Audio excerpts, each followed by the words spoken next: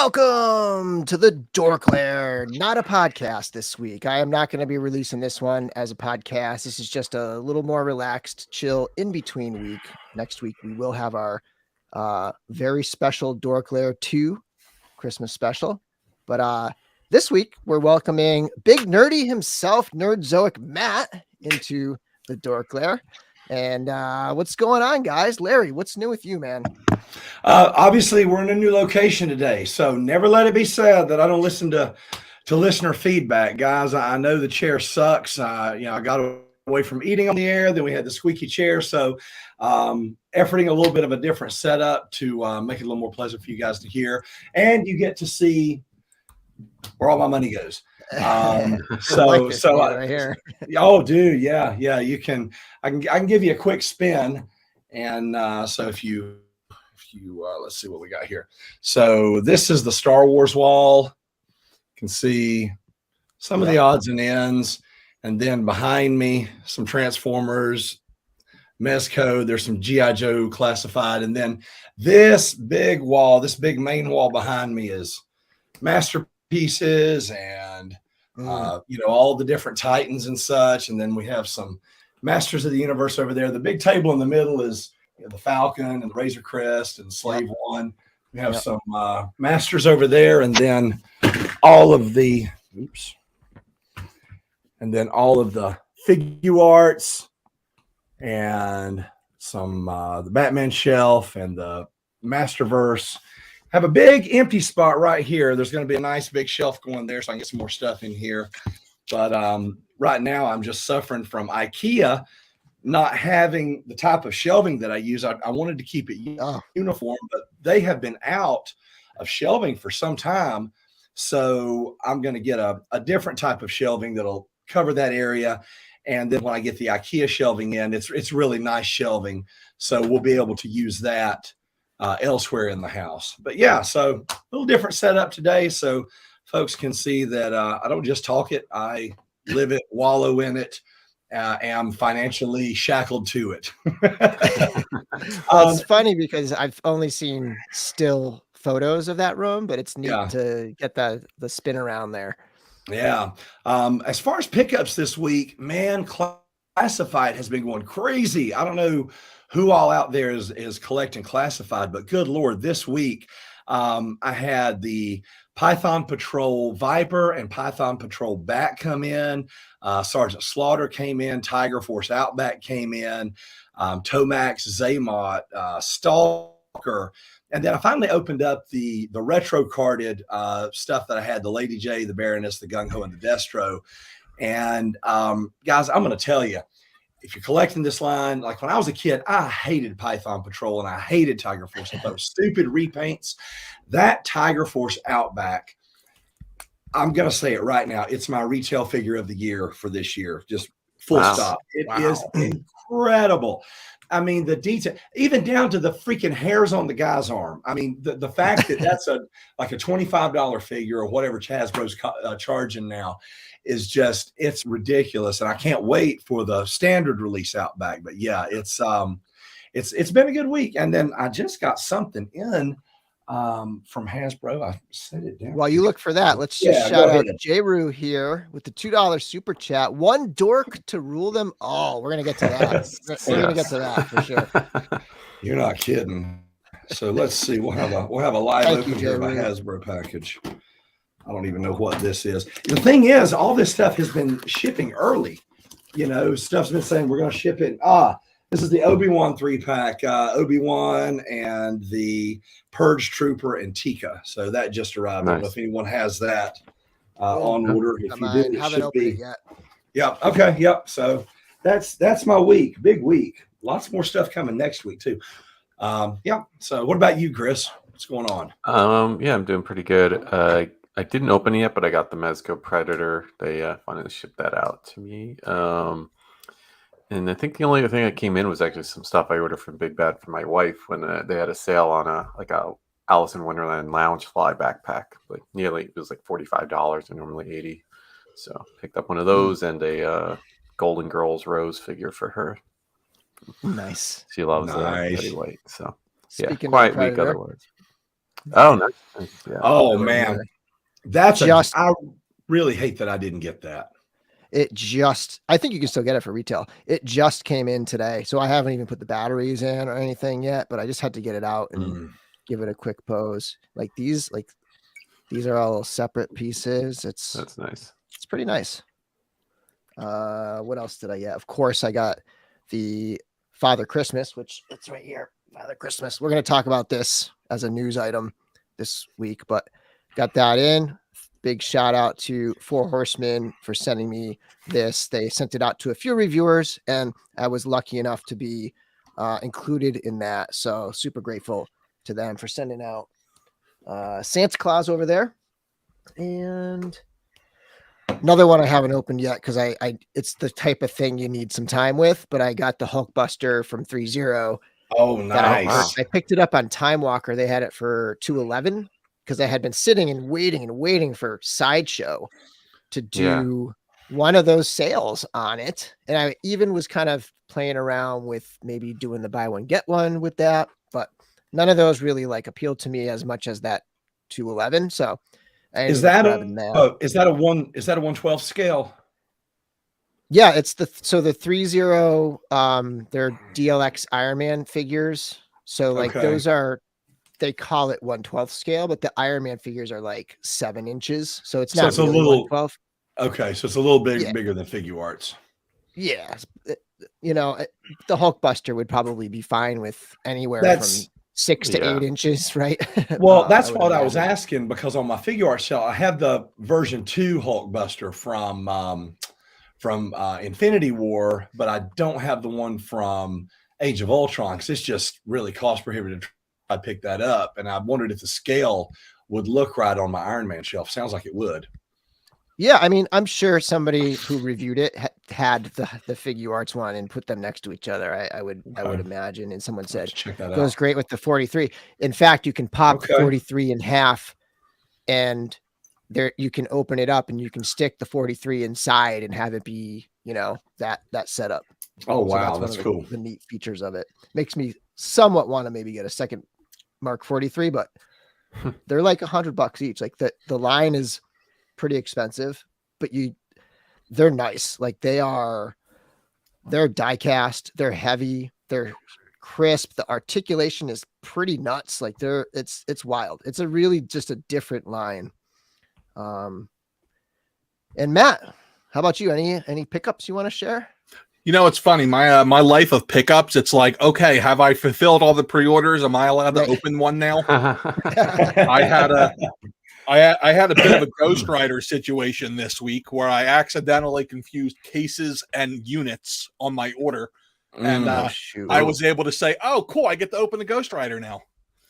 And then I'm waiting patiently for Papa Christmas. I ordered 2 of them. I don't know why, but I ordered 3 and I already had one. So nice. I'll have 4. I also ordered the mug just because I'm like, you can never have enough mugs. Yeah. I'm trying to think. I don't think I've opened much else recently. It has been so crazy around here. The next thing I'm going to open, I'm waiting for it to arrive next week. And I'm not a Joe collector, but I need a Sergeant Slaughter. That thing looks awesome. Do you need one? Oh, my first batch came in about a month ago. Oh, okay. They were all gone, sold out, but I got another batch coming. So now I feel like it's safe for me to partake. Yeah, I'm in kind of the same boat you are. Like not because I'm a retailer, but I've just got so much stuff I've not opened. I mean, there's stuff that came in this week. I'm only telling the stuff that I've opened because I've got so much crap still sitting in boxes. I got a pile sitting in the store. My wife's like, "What is this? It's not an inventory." I'm like, "Oh, that's mine." yeah. My wife's kind of saying the same thing. She's like, "Are we opening a store that we didn't discuss this?" Yeah. It's I end up getting extras and then end up selling them too. It's See, I always end up giving stuff like it works out great for like giveaways and mystery boxes. So I save that stuff. Yep. Let's go through the chat a little bit here. So John is saying that Predator's up on Big Bad Toy Store. So that one seems to be like lately. It seems like lately Mezco's. It used to be they would be in stock like for a long time, and then there was a long stretch where like even the regular non-exclusives would come out and they would like be gone. You had to have pre-ordered them, but this one's good. It's like it's in stock, so that one's readily available. Let's see. Cyber Rat, I bought Father Christmas, so now the wait. Yeah, my order that I placed was a little mixed. It was the one all-in and two just regulars. And I think because of that, mine's gonna probably be at the end of the line because it's a little more. They're gonna bang out all the easy ones first. Sean's here. The Hulkbuster is great. Got it last year. It's great to hear.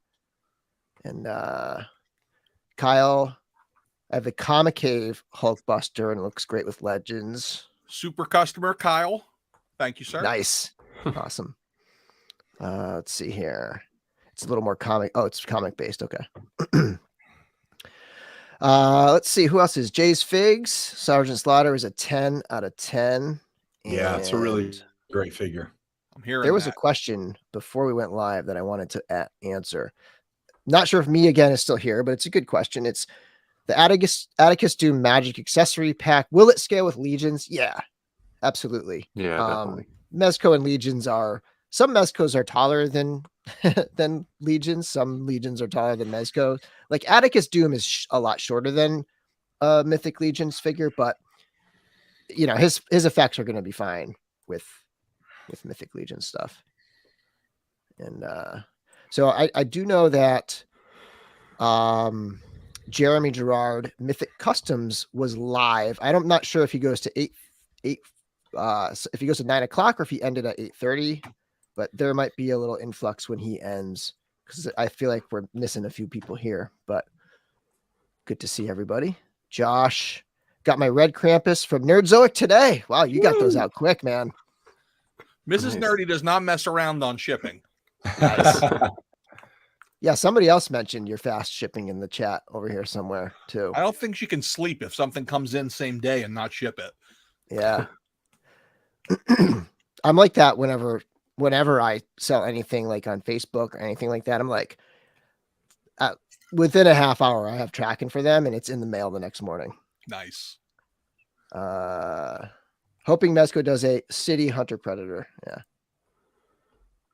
Cool. All right. So kicking us off with the chat this week, we thought we would talk to Matt a little bit. I mean, we had a big episode last week about a specific retailer, Dorkside, who have now announced they are going out of business. It is confirmed. And we'll get to that after. We're going to talk a couple updates on that after, once we get into the news. But Matt being a retailer, it's fun to get some retailer insights and just like, bring on a retailer to get that perspective. So Nerdzoic is your shop, nerdzoic.com. Is that right? Yes, sir. And when did you open up your shop? So we opened the shop in March of 2021, about a year after the YouTube channel. Was really trying to figure out, like, hey, what direction do we want to take this thing since Nerdzoic worked out so well? And started in then. And first year was, a little bit here, a little bit there. And then I'd say probably from last October on, every month seems to double the month before. Wow. That's awesome. Your YouTube channel grew fast too. Like I'm jealous of how fast you grew because I've been around since 2018 doing YouTube. As I tell everybody, you can't teach luck. I had a couple topics that were just right place, right time. Yeah, totally. And it just blew up like that. Yeah, that's awesome. So what else? Tell us a little bit more about your store, about the whole experience. Absolutely. So for those who don't know, we run this out of our house. We have a 600 square foot basement that was my collection room, no longer, sadly. Now it is a warehouse. So we have made people choke. We got about $100,000 in inventory at any given day down here. So we can hold a lot of stuff. Right. We ship out anywhere between it's usually between 500 or 700 packages a month on average. It depends on how heavy the pre-orders are coming in. Pre-order day, we'll have about 150 orders in the queue whenever I'm done checking everything in, because we'll go through every package that comes in, check every box, make sure it looks nice, tag them as needed, grade them as needed, which is way harder than you'd expect, because after you look at the same figures box 20 or 30 times, they all look the same. But that's our life. So we get up every morning, we we start packing. Well, Anna starts packing, my wife, and I sit in the office, and I honestly spend so much time on customer service stuff, seeking out new product. That's usually what I do most of the time, is I play the find good product that nobody else has guy. Mm-hmm. So I'm trying to think, like, there hasn't been a toy fair since you started, right? No, that would really be like depressing. So I had tickets to last year's toy fair. I have my hotel in Times Square all set up. I was gonna Toy Snowman over in Canada. Him and I have become like best buds. It was going to be our first time meeting in person, and then it got canceled. Now it's next fall, so I'm looking forward to that. But it was actually really tough without Toy Fair. It was really tough to be able to build connections and find people and figure things out. It was tough. Yeah. I'm not sure about this. Do you carry Boss Fight, or have you thought about carrying Boss Fight? I haven't gotten to yet. Like, there's like a list of like a prioritization list for me. Part of it has to do with like the margins on the product. Like, there's certain products I don't want to touch, and it's basically anything that starts with Mattel. Then there's other products like ThreeZero is a great example where it's not great margins, it's not terrible margins. Some of it has to do with setting up accounts directly with the company. You have to prove to the company that you're worth working with, and that usually takes a little bit of time to get to that point. But yeah, that takes a lot, and trying to figure out like, hey, what do I want to carry? What do I want to get? What do I want to buy? I joke with one of my sales reps. He says, how do you find this stuff? I said, I got a guy down at the docks, Vinny. Vinny hangs out there. Vinny looks for things that he's like, hey, is anyone taking that pallet of Red Arc Troopers? All right, I call it. And that's pretty much how it goes. Like, I've built connections in places where I got people calling me with tips, and it's pretty great. It's a pretty great setup. Nice. That's awesome. Now, one of the reasons why you messaged me last week was a conversation that we were having last week on the podcast when we were talking about Dorkside Toys, and then just like retailers in general, how we're seeing like quite a number of places just instantly putting stuff on sale, like just way sooner than they ever would have gone on sale. And that was like, you messaged me and you said, hey, I got some insights on that. So what insights do you have on that? Yeah, so there's a double-edged sword to it. So for example, I've had some like ridiculous sales where it looks like recently, it's like, oh my God, I had a couple of people message me like, hey, are you in trouble? Are you going out of business? And the reality is sometimes you can find these sales just like, your liquidation stores. If you have the right connections, you get phone calls. Like I can buy certain things here and there as long as I'm not too picky, $5 or $6 a figure versus the normal 18 a figure.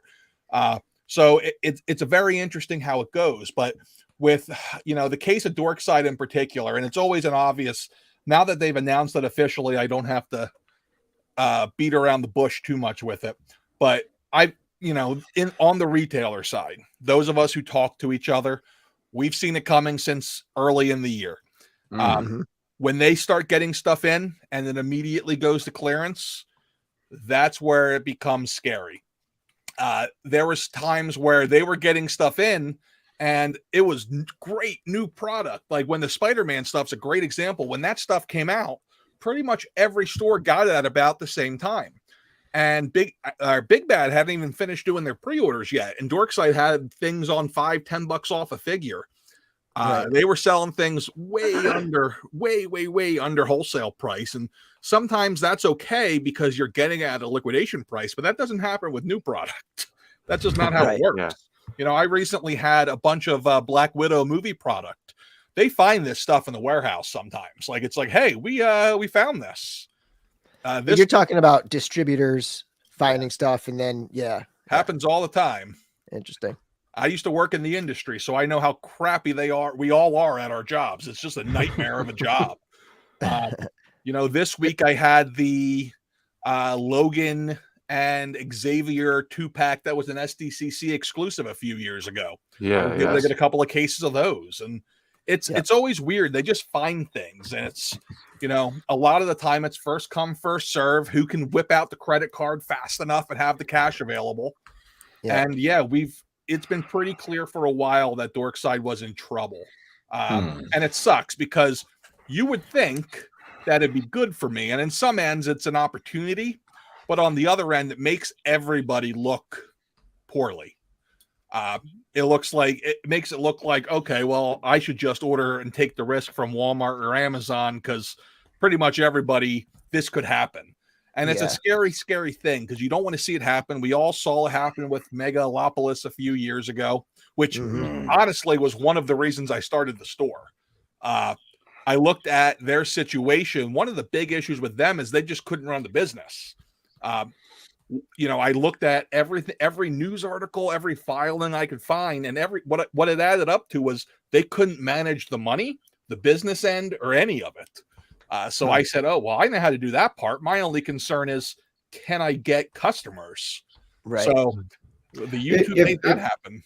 Right. Can I ask you to expand on something? Because I was one of the folks who got caught up in that madness and 18 months later finally got a refund for something that had happened. So what was going on? I mean, because my particular issue was I had ordered something that was, the stuff that I had ordered was at a ridiculous discount because the boxes were damaged. And I was like, well, I'm going to open all these anyway. I don't care. And so I ordered these things and it's like, 2 months later, they're like, oh, by the way, we don't have these. So did they not have a way to catalog their inventory? Was it the money in, money out? It was a combination of two things. Okay. Depending on what it was. So money in, money out is part of it. I'm not sure if you saw the news articles, but it's public record that they had a lawsuit with EE Distribution for somewhere like $750,000 because they closed their account. They just said, I'm not taking that now. I don't want it. I changed my credit card. I canceled my credit cards. The other piece of it with that is they could not handle their fulfillment. So that was a regular thing with them. If you go back, if you can find any of on the Wayback Machines on the web, you can find some of their old Twitter posts, some of their own commentary where they basically said, we can't handle we're getting more orders than we know how to deal with. They didn't know how to handle the volume. And I remember reading a couple of different articles where they were trying to use 3PL companies. So 3PL is a third-party logistics company. They come in, they basically own or rent the warehouse for you, and they do all of your fulfillment. You tab them into the back end, and they do all the work. Which is nuts because they were doing shipping and distribution for Four Horsemen for a while there. It's just like, why would you take that on? If it's just crazy. It makes no sense. I mean, that's the thing. Like, I have learned that the shipping and distribution world it's crazy. So I spent 20 years in restaurants and moved over to logistics for a year, 2 years ago. Did a couple years in it. And there's just a lack of organization in general. And it's not like one company, it's all of them. And third-party distribution is the worst because basically what happens is these companies, all they care about is meeting the service level agreements that are in your contracts. So they don't care about how things are packaged. They don't care about how accurate orders are, unless it's in the contract. They're very all over the place. Right. I remember specifically, I think they were using Ship Guru or something, or maybe Ship Genie they advertised. And guess what happens when you use a company like that? You have to pay them. So this industry, it's no secret that there's very small margins. So to use a 3PL, you're looking at like an average of $1.50 to $2 an order going to them on average.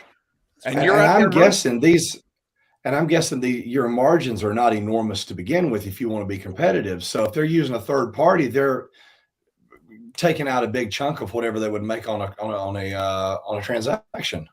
Yeah, and if you get into this and your whole goal is to build a business based on volume, and you're afraid or unwilling to get your hands dirty and like do physical labor, it's not going to work.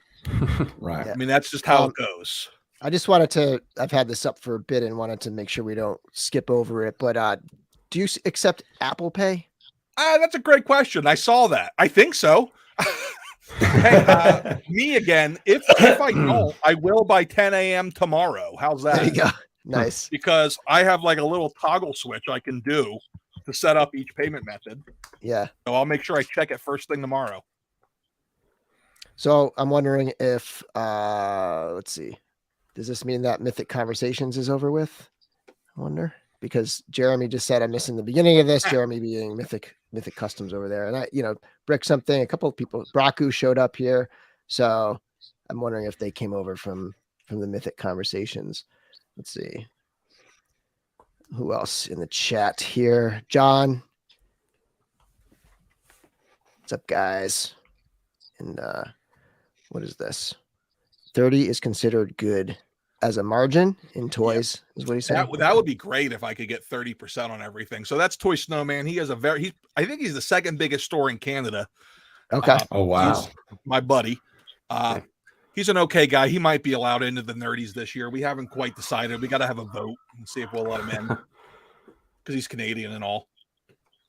Another one sent over from Mythic Customs. Jeremy sent me. So that's a good one if you guys are into Legions or Figura Obscura, Four Horsemen stuff in general, even a little Masters of the Universe. I don't know if they talked about this, but he had this on the rewatch. You should watch it.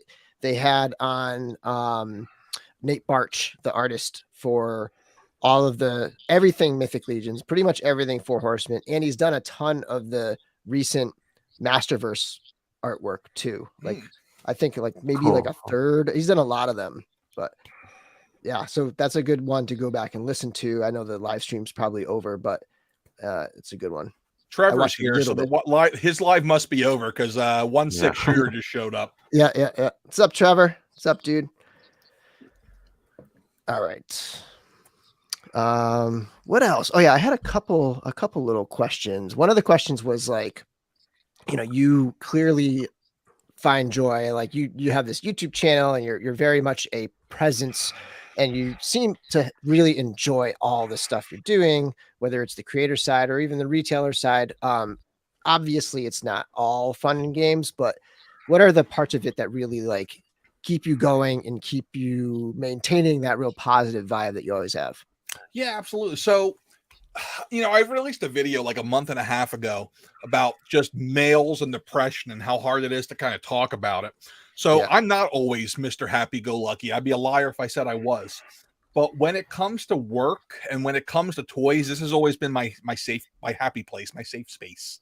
And the business end of it's the same thing. Like, when I was in high school and not like popular at all because I collected toys, what I did was I ended up getting like promoted in every job I had. It's like, hey, you're now the supervising fry cook. And because of that, it became a thing where I really enjoyed working. I really, really enjoy serving others. So when I have a day that I'm able to say like I feel really good, it's usually when I'm able to do something to exceed someone's expectations. Nice. So if I get a situation where someone says, hey, Matt, my NECA figure's leg broke. This sucks. I don't expect you to do anything. I know you're a small business. I'm going to send them another figure. Like to me, it's common sense. It's like, I'm going to take care of you. Oh, USPS lost my package. All right, I got you. When I'm able to make someone feel really good and just feel like, wow, I did not get taken advantage of here. That's what really makes me happy. With awesome. The videos, I get a lot of messages from people where it's like, yeah, it's so nice to just, forget about whatever the hell is going on with life and just kind of have some fun and talk about irrelevant toy conversation. And you guys do it every week. It's great. It's super important because without it, we all know what else is going on. It's just a crazy, crazy world. Yeah, I'm like I sell quite a bit on eBay and stuff, or sell in the groups and whatnot, and like it kind of blows my mind when I hear people who like they're the seller that sells to them like screwed them over in some way. And like anytime anybody ever has any issues, I'm always willing to just like take it back or send some money back or whatever. I'm obviously I know what I've been taken advantage of, and I'm not going to stand that, but it's a funny thing. Human nature is to automatically assume that the person's trying to take advantage of you. Yeah.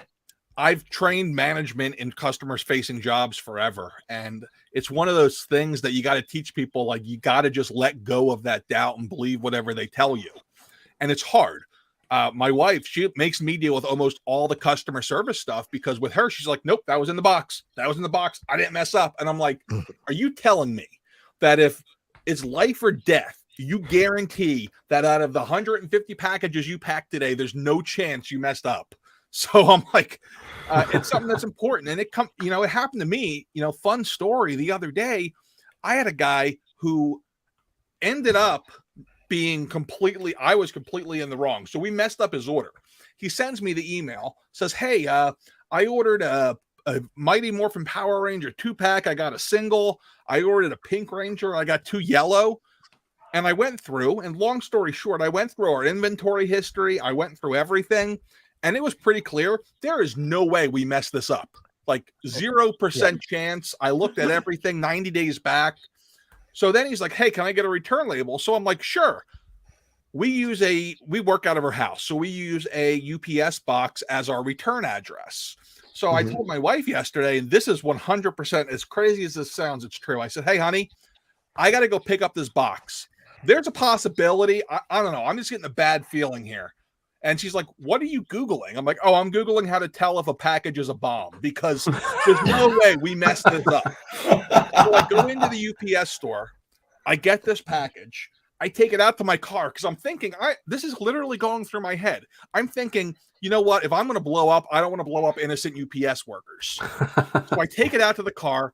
I listen to the package, and people are looking at me because I'm like standing out in front of the UPS store with this package listening to it. And then I give it a little shake, and I'm like, okay, it's not uneven. It's not bulging. I read the USPS guide on this before I came. I opened it, and what's in the box?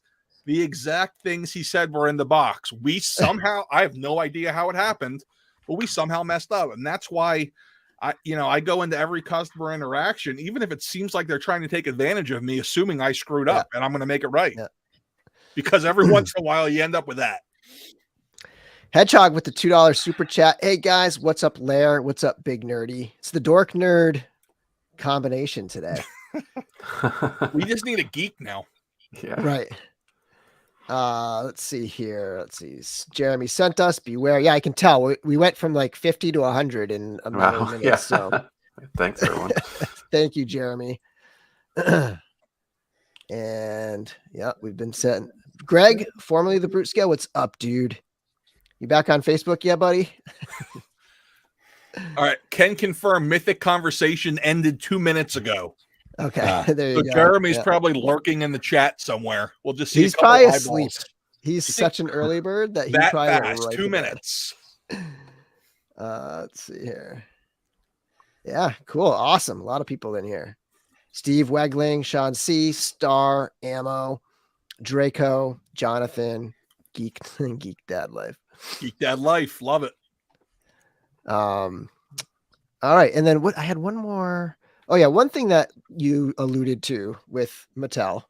And it's funny because last week I was like, oh, I remember some retailer talking about the margins on Mattel being just absolute garbage. Turns out that was you. I forget. It must have been in a chat in the was Cabal or something.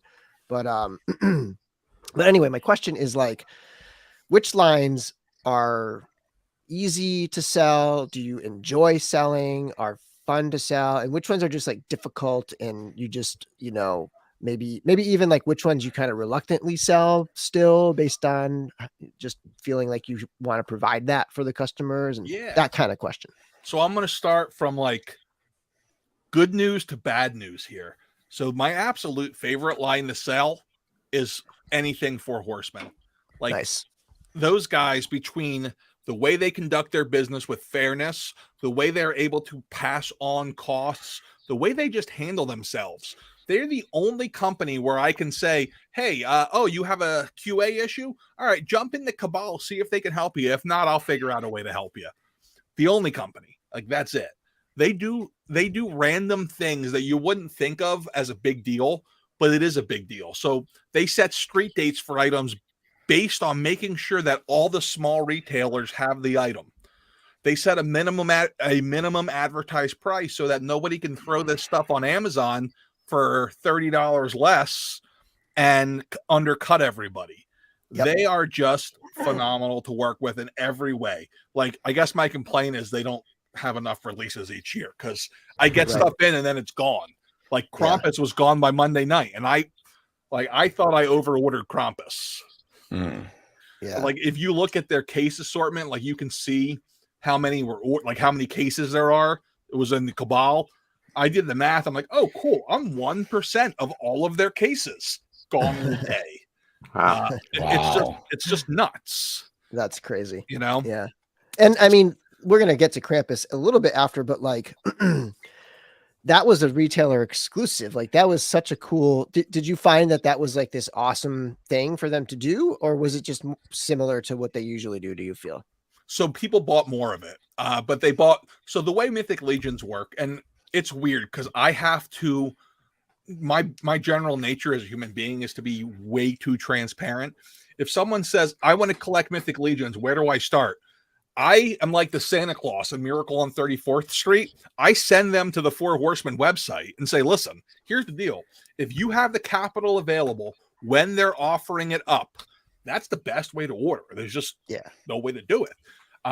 Now, if you don't have it available, if you're coming into the line late, then that's where I get to help you. And that's just kind of the way it goes with them. They're just fantastic. I love dealing with them. Now with something like Krampas actually pre-sold a year ago when it came out. Most Mythic Legions, and this is why I think a lot of, the list of retailers is growing, but I think one of the reasons people are hesitant to deal with them is because they put them up for pre-order. If you put a Hasbro item up for pre-order, you're going to start selling them. If you put a Mythic Legions up for pre-order, you're not going to sell them for like a month because they just closed the one on the store. Like there's times like now, Poxis, I didn't put it up for like a month because I'm like, no rush. Because it's not a rush. All the orders come in later. Legion builders, the 3 months leading up to their release, I sold half of my stock in pre-order. So it's a very interesting thing, and it's hard. It's intimidating because a lot of people they sell very large cases. Their cases are 24 of a basic figure in each one. And a lot of people are intimidated by it. And I get it. It's scary. You could end up with something. But literally in the year and a half I've been carrying their product, I have 6 of the stinkor thing, the stinkor guy, the skunk. That's the only thing I can't sell. Everything else is gone in days. Right. Yeah. It's crazy. And I love that they did the retailer exclusive. I hope they do it with other things. I thought it was fantastic. That's awesome. Yeah. But, I was really happy when they did that. It was great. I'm friends with a couple of retailers, and I felt like that was such a great nod because they're not getting in front of you like you were just talking about. You don't have that month of like delay because everybody just ordered. It's like that's all you guys. Yeah. Sometimes I want to shake the other companies and be like them. Be like them. But it doesn't work that way. But ironically, number 2 for me, the other thing I love selling is NECA. NECA has been like NECA represents probably 20 to 25% of my revenue, but they're like, hey, what's up, bud? Good night. I love you. Sorry, kiddo interruption. NECA probably represents 20 to 25% of my revenue, but they're a bigger percentage of my profit because NECA actually you can make money on their stuff. Because of a couple tricks I got in ordering right away and my proximity to the warehouse, I tend to get their stuff before anybody else. So that works out well. But they carry such a wide variety of properties. I can actually physically call them and talk to a human being, which is important. Same with just like the Horsemen. So I love dealing with them. Mattel, I just cut them. I cut them completely. Not only are the margins small, but they are so prioritized to getting their product to Targets and Walmarts months before you get it, that by the time you get it, it's already on clearance in Target and Walmart. Oh, that sucks. Yeah. I was selling wrestling figures and that's what happened. Like I couldn't sell them until I put them on half off sale. Then I could get rid of them just because they were taking up space. Right. And it was difficult. It was a difficult decision to make. And I'm not going to lie. I have a little bit of bias here because I told you guys how I have a lot of connections now. The way I get these connections is by dogging things. I'm like, I'm going to find this person. I'm going to find their email address. I'm going to find them. So I ended up having a conversation with, I think it was the VP of sales with Mattel. And he ended up telling me, because I'm like, hey, I need a direct account with you guys. I'll sell your stuff, no problem. But I need it at this price. And he ended up telling me, hey, listen, we don't deal with small niche shops. And of course, I took that as a challenge. But yeah, it was the end of Mattel for me. And just recently, and I see some people in the comments asking about it, I just cut McFarlane. Cut it completely. Really? Yeah. And there it is. Why is that? Same reason? So, what? Yeah. Oh. So McFarlane, I have nothing but praise for the Todd father. All right. I have nothing but praise for the way he carries stuff, for the way he does his lines. But generally what ends up happening is he gets his stuff into stores before I get it. And it's already incredibly small margins. Their minimum annual order price to order directly from them is $100,000. Wow. Cow. So he's making his money on volume, because we were discussing with all the other all the other manufacturers, rather, prices going up so much at retail over the last 12 months, and his is sitting exactly where it is. Not only that, he makes an announcement, and it's not 6 months later that you see the product. He makes an announcement on Facebook or on Instagram, and like 3 weeks later, it's in the store. And on top of that, if you just wait another 3 or 4 weeks, you're going to get it on Amazon for 30 to 50% under retail. And everybody knows that at this point. Mm-hmm. That's the scary thing about carrying his product. And he does a great job getting it in the stores quickly. Like I dog Hasbro about that. I'm like, hey, how come Toddy Mac can figure it out? What's going on? But I cut it completely. I was selling a little bit of DC here and there, but the other piece of it is most of my distributors, they want you to order it blind. And that's a big thing in toys. You're ordering blind because they don't want to tell you what it is. Everything's coded. Right. Unfortunately, what I have discovered with McFarlane is that he has a lot of great figures, but he has like a 10% complete dud rate. And I end up with at least with something like Hasbro, I'm able to buy assortment. So it's like, okay, I bought 20 cases of this wave of Marvel Legends. So if one of the figures is a dud, I only have 20 of them. I can sell them eventually. With McFarlane, it's just so much different. So my hope is that when I have a brick and mortar store 3-4 years down the road, I can go back and actually start selling them again. But until I'm big enough where I can sell them at the $100,000 a year mark, I'm not doing it. Right. That makes sense. I'm well over that with Hasbro, but with McFarlane, it's a fraction of that. Mm. And so, so the figures being Batman doesn't help either, I guess, right? It doesn't. It does not. It really doesn't. Like the selection's terrible. And the fact that I don't know anybody who's reading current DC comics. In fact, I don't know very many people reading current Marvel. Are you up to date? So I'm still reading. I'm reading the Batman title, or the main Batman title. What else am I reading? I'm reading the Azrael title. I'm actually enjoying that. And I'm the reason that Todd makes a ton of Batman stuff, because that's really. I'm looking at my McFarlane shelf, and most all of my McFarlane stuff is Batman or Batman adjacent. There's a bunch of Azrael stuff there from White Knight. There's a very cool looking Lobo. There's a Deathstroke, but it's primarily Batman stuff. Yep. But I'm reading a handful of comics. I'm not reading nearly what I was. I'm reading, I love the X-Men, but I can't get into the X-Men because whenever they start simple, but within 3 months, if you're not buying 5 or 6 books a month, you can't keep up with everything. And anyway, that was a. Hey, listen, when it comes to comics, I am traditionally at all times 6 months behind because I refuse to buy books anymore. I am straight up subscription service only. At the bulk I'm reading things, I can't afford to be buying comic books, let alone storing them. It's crazy. No, I'm doing everything digitally now, and that's why my reading is so sparse. Like I said, I'm buying maybe 2 or 3 DC titles a month, maybe 4 or 5 Marvels a month. And, since IDW lost Transformers and G.I. Joe, those have gone away till they resurface somewhere else. So my comic purchasing is at a minimum. 10 years ago, I was spending at least $200 a month on comics, and it was largely Image, actually. I would buy every new book they had because everything was good for a while. But the floppy industry I just don't see how it can continue to go on in any way. It's one of the reasons, like, people ask me, like, hey, are you going to do a comic store? And I'm like, yep, never. Never. Only if you're in a Brewster's Millions type of situation where you need to lose a bunch of money fast. Exactly. Exactly. And you notice, like, I keep an eye on what other retailers do. Big Bad sells omnibus. There's money in that. Yeah. But in weekly comics and monthly issue comics, there's no money. There is zero money to be had.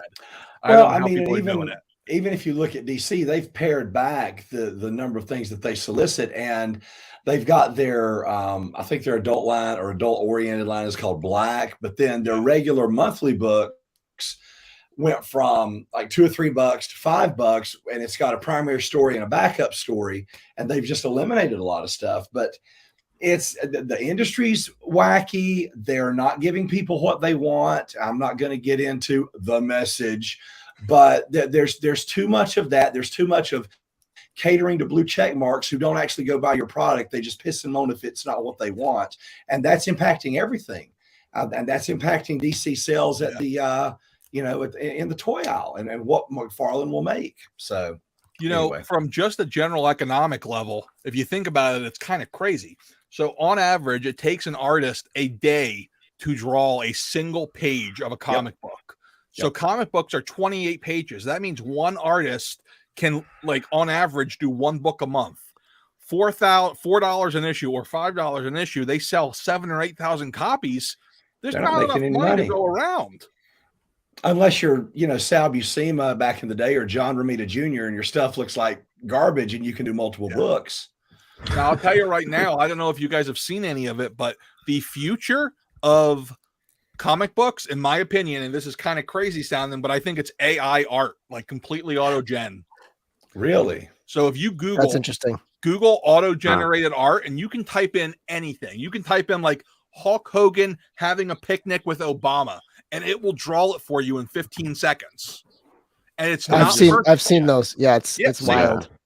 It's not perfect yet. Like Hulk Hogan will have eight fingers on his hand. Yeah. But in a few years, if they're able to do that instead, and that becomes the way to do it, then it's, they're able to program these algorithms to draw like certain artists, and then the artists make money off of that. So they can then say, hey, look, I'm a great artist. I wrote 50 books this month, or I drew 50 books this month. Then I think the business can have a renaissance. But until you can figure it out, comics are in trouble with that. Yeah. I wanted to just bring up something. Is there a giveaway tonight? Yes, there is. I will tell you it's not Legions. I was going to wait to show it till later, but let me just grab it. What did I do with it? Oh, we're giving away a skiff. So awesome. Once we get into the news and we get into the, the Hasbro, there's a couple little TVC ones. We're gonna give that away. So yes, we are doing a giveaway tonight. You guys got any Marvel Legends news? Because I think I should throw in a giveaway. What do you think? We don't have Legends news. We don't cover Legends. But really? None of us really collect Legends, and This is the second best retail figure of 2020. There you go. Larry's got a few. I actually, I just picked up a Captain America 20th anniversary. That's an amazing figure. I haven't opened it yet, but just on the card is so beautiful. I don't want to open it. My only complaint is I had to buy another shield off of eBay because I didn't like the shield with all the effects on it. But that is, for me, that is the figure of the year. Spoiler alert for videos.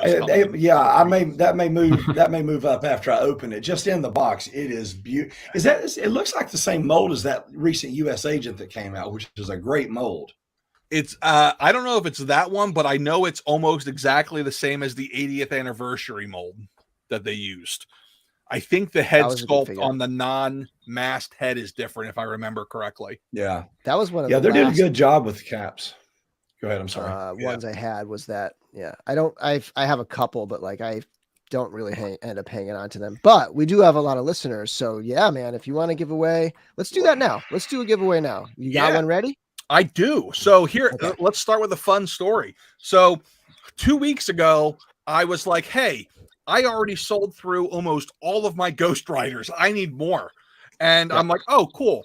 32 more Ghost Riders. Yeah, that should get me through. And then I'll order more if they sell out. Next thing you know, on Friday, I have this pallet delivered from Diamond, and I'm like, the hell is this? And they're like, oh, it's Marvel Legends yellow number, I think it's 8. And I said, uh-oh. I ordered 32 cases. Oh, God. Oops. So, yeah, let's throw a Ghost Rider in there. It's a great figure. All right. So, Big Nerdy is going to give away the Ghost Rider figure, and I'm going to work on the giveaway tool. And I don't have the banner across the bottom for it, but let me start collecting comments.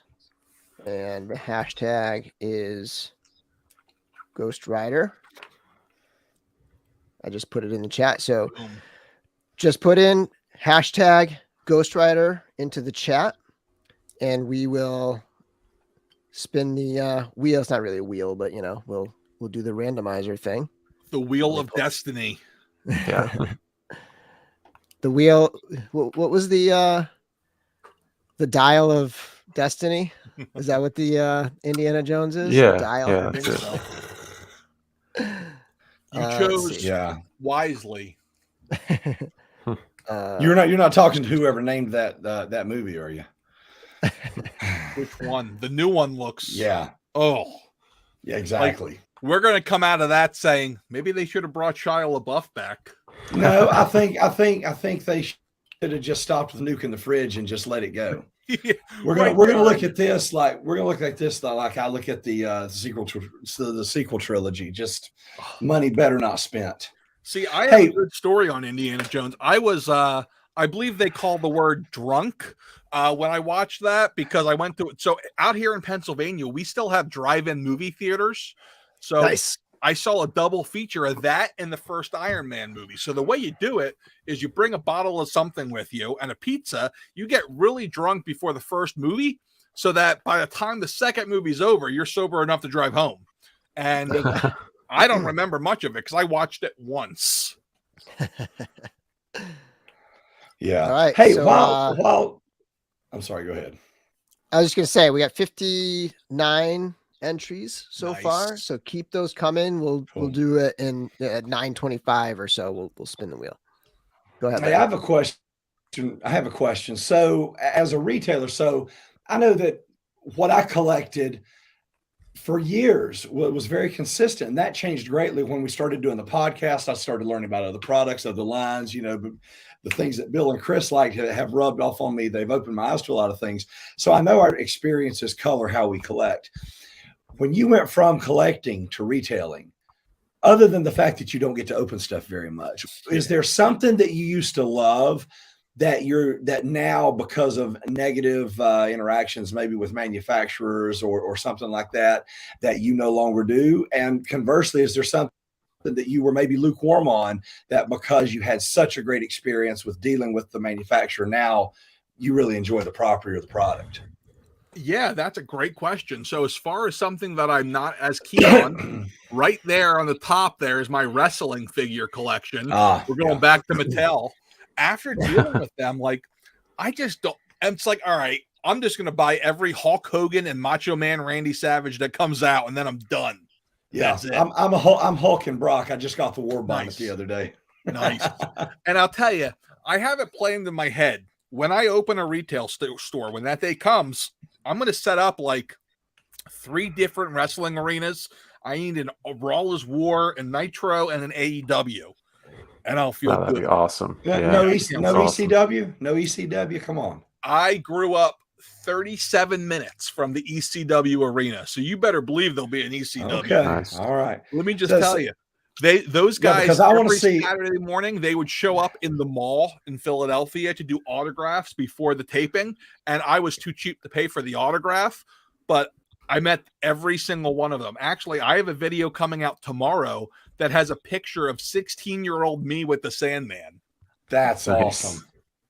See, I long for the days before WWE ruined Taz and before WCW ruined Mike Awesome. Oh, Mike Awesome, the ladies' man, Mike Awesome. Well, see, I went back to school late. I was at Carolina. I graduated when I was 26. But while I was there, I was wrestling in a small independent promotion in Fayetteville, North Carolina. And Fayetteville is right next door to Cameron. And you know who's from Cameron, North Carolina? Hardee's. Exactly. And so the guys who ran my school were good friends with them. So we had an opportunity to interact with some of those folks. And this was right about the time that WCW was buying stuff up. And I got to meet Mike Awesome one time. And there are like 3 human beings I've been in the room with that I thought, okay, if they decide to, they can send me to meet Jesus and there's nothing I can do about it. Brock was one, Sid was one, and he was the third one. These guys, honest to God, they generate their own gravitational field. It's unreal. So anyway, that's my markout moment. I have a video coming up tomorrow, and it's a tour of a local toy store. They sell all vintage and like 80s, 90s toys, but the guy gets wrestlers in every once in a while for autograph sessions.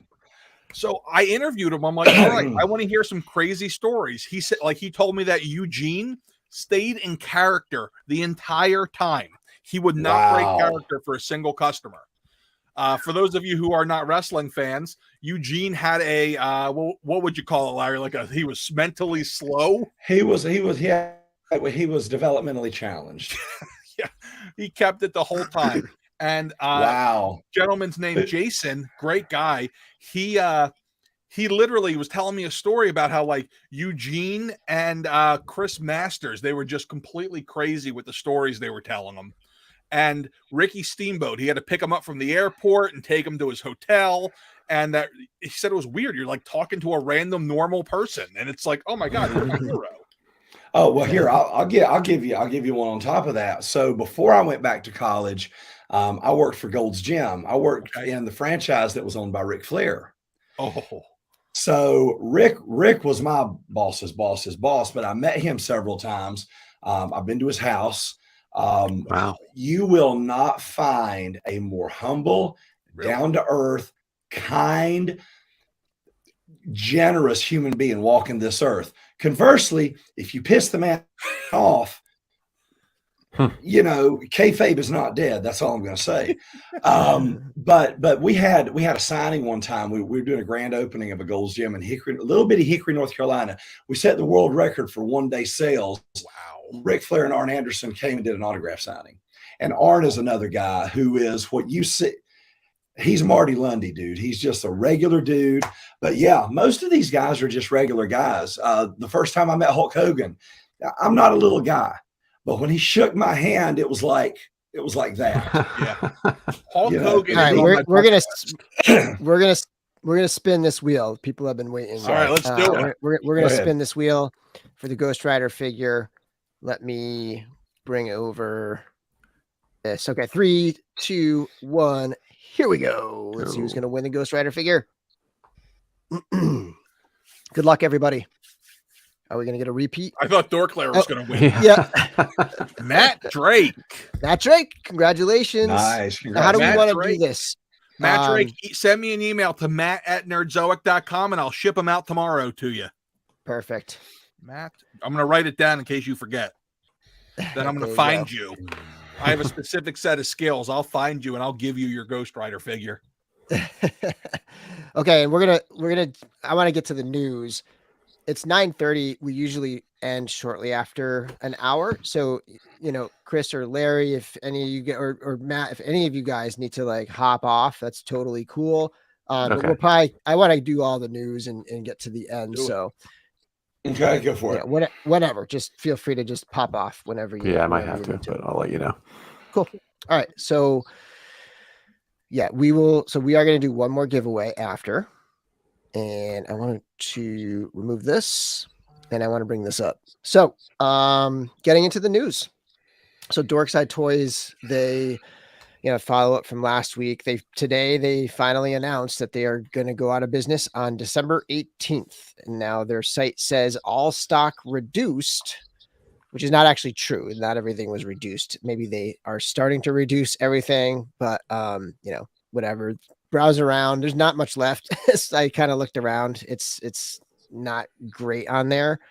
But there might be a couple things that are still full price that could get dropped. And, kind of a carryover from last week, we've had some people say, hey, like how risky is it to place an order now? And as far as I'm concerned, it's like you use your credit card. If they do screw you over, you just charge back and get your money back, I guess. Like the risk isn't that great. The risk is you're going to have to do some legwork to get your money back. That's the risk.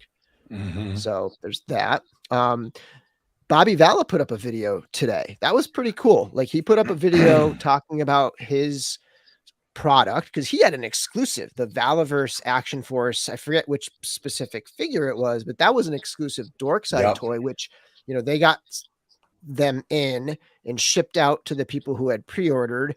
And then everything Valaverse disappeared from their site, including the pre-orders for wave 3 or something like that, or one of their waves. And it all disappeared. Turns out Bobby bought the stuff back and he is going to release that stuff on his own. Now, I guess the new wave is supposed to be out by the end of the year, but he is going to have a little bit of a pre-order window for people to order from. So go check out the Valaverse video. I know we don't talk a lot about Valaverse on here, but that specific video is interesting specifically for the whole Dorkside situation. So there was that. One of the things I did last week was I placed an order and canceled it to see what it would do to my credit card. And it just like charged a 50 cent and then it credited 50 cents. And I was like, that probably would kind of, that might be a good indicator that they're going to be true to their word and they're not going to charge you if you're doing the, store credit option. And somebody messaged me on that video, after it had gone and just been listed regular, or they commented on it and they said, I placed an order and it was charged the full, like they put in the note to say use my credit. They put in the order and the full price of the order charged their credit card right away. The hold went into their credit card right away for the full price or whatever it is. They never followed up back with me to say if it was pulled off, if the stuff shipped. They didn't really get into it, but that's just something to be aware of. Like my experience clearly was not the same for everyone when I placed that order. Any other last thoughts, guys, on rest in peace and peace? I was going to ask Matt, do you think like with Dorkside and, a lot of other sites where you can just so freely cancel, do you think that's something that would, hurt them over the years? Without a doubt. So I have gotten a million messages about this. Like, hey, what are your thoughts? What do you think? Quite a few of the messages has said that one of the things that when they call and they actually get a customer service person on the line or on the email, they tell them that they were really hurt by the fact that Hasbro Pulse has been getting items in first. Dorkside's entire business model was built on getting things first. And that really hurt them when they couldn't get things first. I built my business model on you're dealing with a human being. You're dealing with a person. My phone is listed on my website. There's my store phone. You can call me and actually get me to pick it up during business hours. It becomes really hard. And I feel bad for them. In 1990, my dad went bankrupt. He owned the diner and he was never the same after it. And I feel really terrible for them from a human being standpoint. From a business standpoint, I, look at it as an opportunity for me, right? Like we have Big Bad Toy Store, we have Entertainment Earth. There's no number 3 now. It's time to, can I grab that? Can I grab that? That's how I'm looking at it. But they hurt a lot of trust in people. And it makes sense because the truth is, so I was talking to a guy, Tom, he's officially my producer on YouTube. He helps me write all the videos and edit everything. And he asked like, hey, what would screw you? Like what would absolutely kill your store? And it's something I've thought about. Like I'm a big guy. I'm 330 pounds. If I have a heart attack tomorrow, it's going to be a problem. It's not like Amazon where it's not like they're not going to be like, hey, look, Matt didn't show up today. I wonder if he's dead. If I have a heart attack tomorrow, it's going to be a problem for people. So that is a risk. Now, luckily, I think about every morbid possibility. I have contingency plans in place for everything possible, including that. But it's going to be a month before things are running correctly, at least. You know, there's always a risk involved, and it's scary. You know, it really is. But that's why I think it's important that you know who you're doing business with, whether it's buying a sandwich or dealing with a toy company. Let's kind of play, I wrote it down here because I wanted to talk about it. Let's play conspiracy theory for a minute. Hasbro has come out and directly said, so Hasbro is everybody's number one source of income. Hasbro has completely come out and said that their goal is to be distributing directly to customers. That means Hasbro Pulse. I tell everybody this. If you don't want to order from me, hey, listen, you order from who you want, but please don't order from Hasbro Pulse. Because if they manage to if you like Hasbro product and they manage to kill the big bad toy stores and entertainment earths of the world, it's not good. It's not good No. at all. And that's a good point. You know, a real good point. Yeah. I mean, that's where we're heading. That's where they want to go. They've said it in investor calls. If you've been paying attention to my site, like I've been throwing up things like Magic the Gathering, which is again Hasbro, but Pokemon and other things because I want to diversify, because I don't like the fact that my company's health is tied to another company's decisions. So I've been working hard to diversify on it, but it's definitely a scary thing. It's very scary. I wish Eddie, I think his name is, the best. I know it's a really crappy situation he's in. Mentally, I'm sure it's killing him. I really do wish him the best. Okay, one more Dorkside question, and we're going to move on to the next thing. So I like this question. One thing Dorkside did that many people appreciated was the multi-pack and Build-A-Figure breakups. Any thoughts on that model, and if some store would continue it? Yeah, so I already do it. I think I do it on everything. I'm the only one that I know of that does army builder packs. So I'll sell you things that are like, hey, you want 6 Crimson Guards? I got you. They're going to come in 2 months later, but order it by the case and I'll give you a cheaper price. I do cases for every single, or packs for every release. I do not always do single figures. Like I know they did like the Venom or the Null from the 2-pack, but hey, sometimes it's just a matter of me thinking the demand isn't there. So if you want something, if you're like, man, I would really like the Venom out of this, but I don't want the Null, shoot me an email. Maybe it is worth my time to set. It takes me 5 minutes to set up a listing. Maybe I should set up a listing. I have no problem with it. I can tell you that when I got the Wolverine 5-pack a year ago, I held on to it for 7 months and couldn't sell one of them. But when I split it up, they sold out in a week. That's crazy. How about the Build-A-Figure thing, where you would like get the case in? It's probably a lot of labor, but like, put the Build-A-Figure out separately and then send those parts out as like one product. Have you thought of that? Yeah, so that's definitely something I've thought of. Like I have an 8-year-old son who would be in charge of building Build-A-Figures, and it would make his life. He'd be very happy. But it's one of those things where I haven't figured out the pricing model for it yet. I have to figure out, like, all right, if I can sell a Build-A-Figure for 90, that means I need to sell each loose figure for 10. Is there a market for it? I need to figure that out. Right. Yeah. I'll tell you what, that is a lot of work. Even that end of it is a lot of work, not to mention opening up all these figures. I saw somebody else actually in the comments mention how Big Bad Toy Store's entire business model is pile of loot. Let me just tell you, it's not called pile of loot. It's called Nerd Stash, and I'm working very, very hard on it. You would think you need like a guy with like a nerdy guy with glasses with a mustache. You better believe that's coming. Icon. Let me just tell you. So one thing I could tell you about Big Bad that's a positive, they have, from a nerd standpoint, the most impeccably coded website on earth. Like they built everything from the ground up. That there's a reason that they're able to do things like Pile of Loot is a absolutely gigantic code initiative. I'm working on it, and I'm hoping to launch it by sometime in February. It will be called Nerd Stash, but it's tough. Yeah.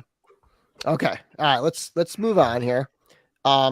Just a shout out again to the clear bags thing, which ends at the end of this month for now, and then they're going to reassess. But if you use DorkLair 10 on clearbags.com, you get 10% off. I store all of my Mythic Legions like this, as you can see in the picture. These are the 9x6 bags. I put the links down below. I also use the 4x6 bags for like vintage collection. Like almost my entire vintage collection is in those types of bags as well. But those are the two lines that are just like very much in these bags, and they work great. Okay, so Mythic Legions updates. Yeah, so the Father Christmas went up. That was a surprise. It like they were like, I didn't even know about it. And I got an early review. Like it was like the day before, maybe, where they were like, oh yeah, we sent something out to you and a couple other reviewers, and like this thing just dropped, it seems to me, like out of nowhere. But yeah, Figura, Obscura, Father Christmas. I guess I wasn't expecting another Figura, Obscura so close after the Headless Horseman, but Yeah, Trevor me Williams neither. is in the chat right now, and these are his photos. Amazing. I want to know how he did the snow. He's got one of them where he's got Santa standing in the snow. I'm telling you, that's some witchcraft right there. This there right it is. here. Yeah.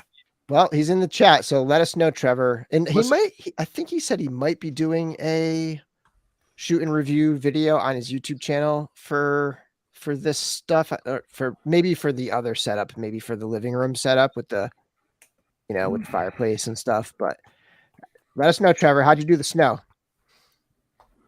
Oh, $60. This is very much a departure, I think, in my opinion, from what they have been doing. Not a departure, but it's like, this is more specifically Figura Obscura, as opposed to something that skews into Mythic Legions. Like the horse and the rider, the Krampas, those can just easily blend in to, even though they're holiday themed or whatever, like they can just exist in Mythic Legions. This is Santa. Like this is a cloth goods Santa Claus. It's not your typical, this is not a Mythic Legions figure, right? Yeah. So here we got the two heads. We have the, what I would consider the more thicker, bushier Santa head, and then this is the more longer, wizardly Father Christmas head, right? $60. Got a ton of accessories. Honestly, like this feels almost like a Mezco release to me. In hand, it feels, because look at all of the stuff it comes with. Crazy amount of stuff. Like even the tree bag is something that that would be like a Mezco thing that give you a little display piece. Yeah. Right. Yeah. And funny enough, the tree to me is probably the least exciting thing about it, because it's the same little tree. You walk into Target, right, and it's like that little area. It's like those trees. Like it's the same as those essentially, but it's a nice touch. It's a fun thing. I doubt it changed the price at all. It's probably 5-cent piece from the factory that makes them or whatever, which they didn't make the tree. They sourced that from a tiny tree maker or whatever. Everything else is brand new sculptures. I think maybe part of the staff, the lower part of the staff, might be, an older sculpt, but they have a trumpet, a toy, a drum, a bag of toys. You have the crown. The two crowns are the same. They accidentally packed two in, which is nice because it comes with two heads. The lantern, the hook at the top of the staff, the things in the bag are all brand new. Two of the things in the bag are in the photos. Are they in these photos? Hold on. Yeah. So you see the dog there, and you can kind of see the duck, but there's something else in the bag that I'm not going to reveal. If you want to see it, you can watch the end after credits scene of my review. I put it on there with full disclaimers, but we want to let people get this in hand and open it up and be surprised. And we got another shot here. This is the box. Beautiful work by Nate Barch with the artwork. And then they have the bundle. Sorry. Does that come off like the Headless Horseman, or is that just Yes. the opening So package? let me pull myself. Let me just put. Let me pull this off, and then solo layout here. So it's the exact same thing as Krampus box, same dimensions. I think it's very close, if not the same. But then you have the magnetized piece here, right? This way, and then Oh, so it does this come off. Awesome.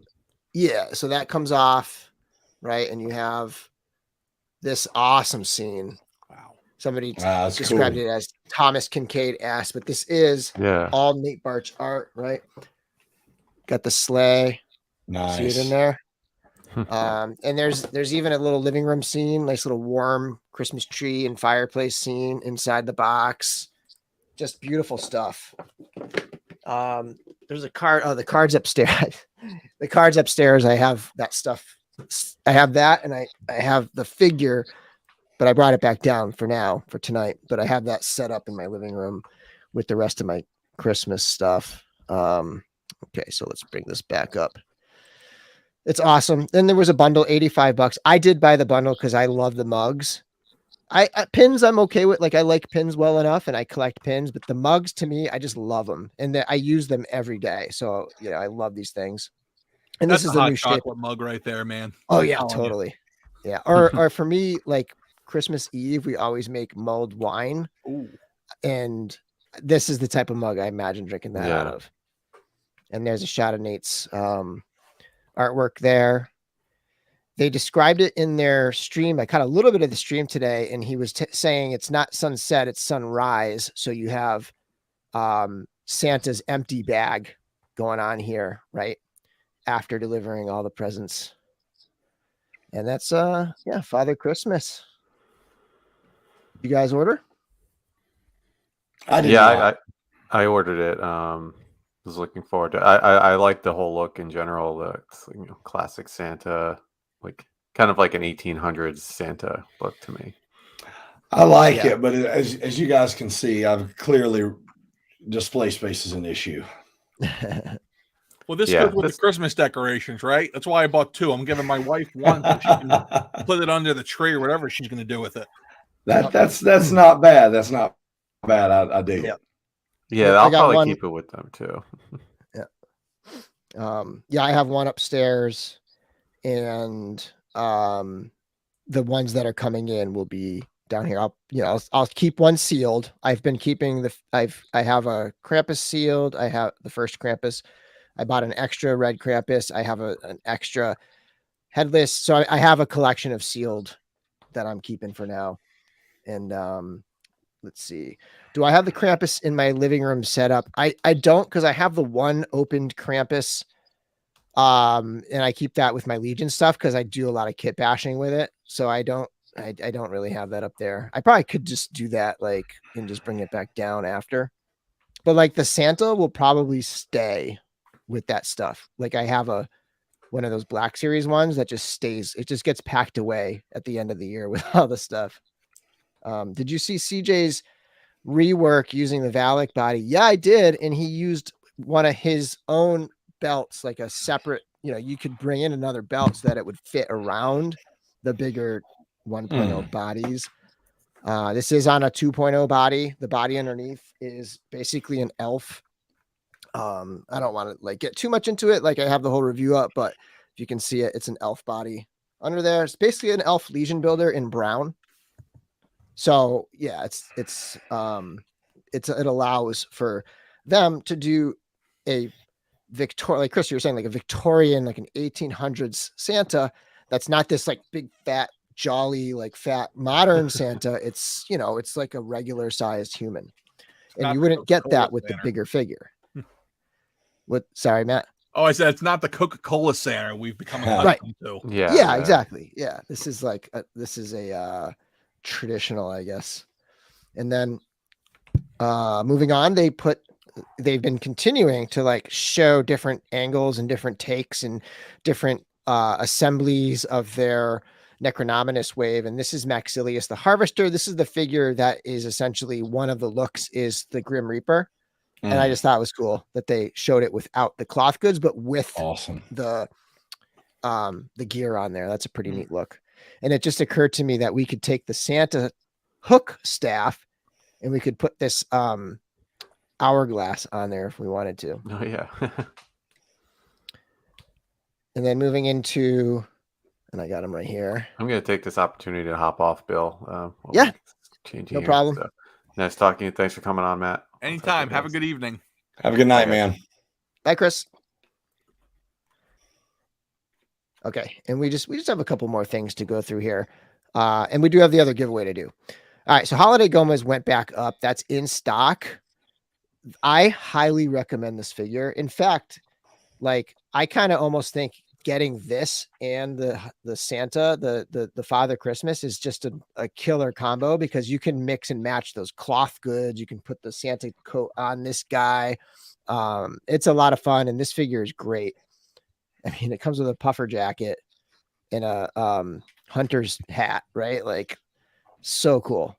This is an awesome set. Also has a surprise in it, which everybody knows already, but just in case, I won't say what it is. Yeah, the Holiday Gomez is dope. I totally agree. It's awesome figure. I mean, I kept it out all year. I kept it on my shelf the whole year. I love it. And then we have today's pre-order, which is the Dick Tracy and Flat Top Dick Tracy versus Flat Top set. $195 for the 2-pack. Classic comic Dick Tracy right here. And then accessories, Flat Top. That suit and that jacket is going to be awesome. That just kind of reminds me of like the Victorian Joker they did, the Gaslight Joker. Yeah. And if it's anywhere near that, it's going to be great. And then you got the guitar case in the Tommy gun right there for Captain K. Captain Kangaroo. And you have this. What, did I have that twice? What the heck? That was weird.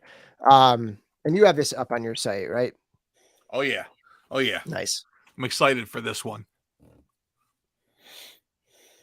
Another one that I'm sure is on your site is the Endor Bunker, which is a brand new mold playset. This is a $60 vintage collection item, so 3 3/4 size with the very character specific trooper from the movie. And it's got the doors that you can slide out with the double doors, right? So here's a. I'll also bet that this one doesn't fall apart when you look at it like the one from the Power of the Force line did. Oh, did it? I've never had that one. You had to clip it together, and they were held together by these very tenuous little clippy things. And you know, this looks a whole lot better. Yeah. And it's about twice the size. Well, there you go. It's about twice the size as well. Yep. Yeah. There was a video where they showed them next to each other. So pretty cool set. I will probably get this. I haven't ordered it yet, but I will probably get this. And then there's the figure that it comes with. I think a lot of people are buying this set just for him. That's right. Yeah. Given that serious consideration because I really want that Biker Scout. Yeah. Have either of you, I had like this came out today and I didn't have a lot of time to look into it. I know it's got the ankle rocker, so that at least is new, but like, is this a new mold is this like a top to bottom new figure? Do you guys know? I'm not sure. I didn't watch the stream, but if I had to guess, the only thing new is the head. That's my guess. Just looking at my Biker Scout right here next to me and looking at that, I don't really see any sculpting differences or anything. It's okay. Yeah, I think you're right. So it might just be that lower part of the legs because I don't the last one I got I don't think had ankle rockers, but this one does, which is a big thing for me. I love that their figures are coming with those now, so I notice it a lot when I see it. Oh, check it out, Nikto! Happy holidays, y'all! Rest in peace to Dorkside Toys. Yeah, it's unfortunate. You never want to see somebody go out of business. No, you don't. Thank you, Nikto. Which brings us to, speaking of thank yous, and speaking of good timing here with the super chat, we're going to do our next giveaway. And again, we got a Tatooine skiff, something a little different than usual. but I was going through my stuff and I realized I could probably give this away. And it fit the theme with the play sets that we're showing here, the vehicles and play sets. So let's see. Let me pull up the giveaway tool again. So give me 1 second here. And Big Nerdy, you have these as well on the Endor bunker. Oh yeah, they went up today. It's been a better seller than the ATST has. Spoiler alert for what's coming next. But I think it'll be pretty cool. I think that No surprise. they've really been yeah, right. We've only gotten, I think this is the 11th. But yeah, I think that it's going to be pretty well appreciated. Right there with the Tanti 4 from last year. People really enjoyed that. I'm excited for it. Mm-hmm. Cool. Looks good. All right, so I got this going. We're keeping it simple again. So let me pull this up, add to stream. All right, hashtag skiff, everybody. Hashtag skiff. We're giving away the skiff. We're going to be a little quicker on this one. But I wonder how that Jabba's throne room playset is coming along. Ooh. I bet that's probably around the corner because that was a while ago now. That looks incredible. I don't know a single human being who has ordered it because of the price and size, but it looks amazing. I ordered it really does. Did you? Oh, yeah. I can't wait to see it then. Don't know where I'm putting it, but of course. I mean, right now, my Galactus is sitting in its shipping box still because I don't know where to put it. Yeah. Hey, when I got the Classics Castle Grayskull, it sat in the box from 2013 until I bought my townhome in 2019. It sat in a box for 6 years before I had anywhere to open it and put it. I'm going to be doing like 5-year late live streams of unboxings here. Right, yeah. That is not how to grow a YouTube channel. Yeah. No.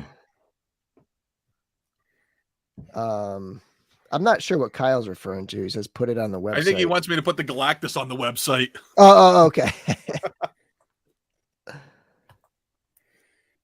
Okay. 1 more minute, everybody. And we're going to spin this wheel. We got 47. Still got a good number. It's getting late, and we still have a good number of people going on here. We're almost done. We got one more item after. Oh, no, we got one more line after this. A couple more items, but it's not really that much. And then one quick question. What toy line did you get into because of your business introducing you to something? It's an easy question. So the Joy Toy Warhammer toy line is freaking insane. I don't care about Warhammer 40K, but now I suddenly do because of the toys. Trevor and Nate from the Legions Lounge are both into that stuff. Oh, it's amazing. I've had a couple Acid Rain figures in the past, and they make, I think it's the same company. Is that the same company as Acid Rain, or are they? I'm not sure. I've never heard of it. I don't know Acid Rain off the top of my head. I'd have to look. They might be connected, but if they are, it's awesome. Absolutely incredible stuff they're doing. Okay, here we go. 56 people. Gonna spin the wheel in 3, 2, 1. Draw. All right, let's see. Good luck, everybody. Let's see who wins the Skiff Vintage Collection Skiff. Mike Massey. Mike Massey, nice. Congratulations. Shoot an email to podcast@dorklair.com, or you can message me on Facebook or on Instagram, and just shoot me your address and I will get that out tomorrow. It's assuming you message me tonight, I can get that in the mail tomorrow. Yeah, there you go. Joy Toy line. Whoops, that moved. Acid Rain is Joy Toy, and then Braku says Joy Toy lines are so tempting. Yeah. They're expensive. They're not cheap. It's not something you go into thinking you're going to collect them all. Right. And it's like, like a 1/18 scale figure is like $40-$50. Yep. But they're kind of worth it. They're really nice. Yeah. And I've been lucky. I think right now, I might be offering it cheaper than anybody in the States. So I feel really good about the future of that toy line. I bought a lot of it. They're big, like war machines. They're 1/18 scale, but they're 13 inches tall. Like they're massive. Wow. They're awesome. Yeah. Yeah. They look sick. Here's a mech that's not so sick. But it's got a Chewbacca. Well, you know what though? They are saying that so this is the same mold that they've been doing over and over again. That's always had the very weak joints and it just collapses. Like I am still in shock that my Mandalorian one is still standing like after all the stuff, and I've just been like so afraid to ever touch it ever. It's just like a miracle. But they're saying that the joints or whatever on this are re-engineered or something, but it's the same mold, so I have a feeling it's not gonna probably be much different. It does come with a Chewbacca figure, and they put the Sentinel knees on it just for you because they worked out so well. That's true. Yeah, and there's the Chewbacca. I don't know if this is like a new Chewbacca or what, but I don't think it is. It's got the old hips, right? So this is probably an old one. Yeah. But yeah, there's that. $90. A 75. I mean, it's a $15 figure plus a $75 vehicle. That was very recently, like, you know, what was the last one they did? It was a Black Series one, maybe, like clearanced out everywhere. I think I paid $25 for it at a con. There you go. Yeah, and cons things are expensive. Yeah. Okay, so last item or last line in the news today. Now that I'm collecting this is something I'm always looking at. So we have the Mark 42, which is the the Iron Man 3 version, the gold primarily. That's now up for pre-order. That just went up like a week ago or so. And I think it's pretty much even all the same parts, straight remold of the 43. So that's their first one they had. And Braku, thank you so much, man. $5 super chat from Braku. Great show. Awesome. Much appreciated, dude. And then last we have, this is interesting because they've only done Iron Man figures up to this point. And now they're going to do a Black Panther. And this is like nice. Endgame Black Panther.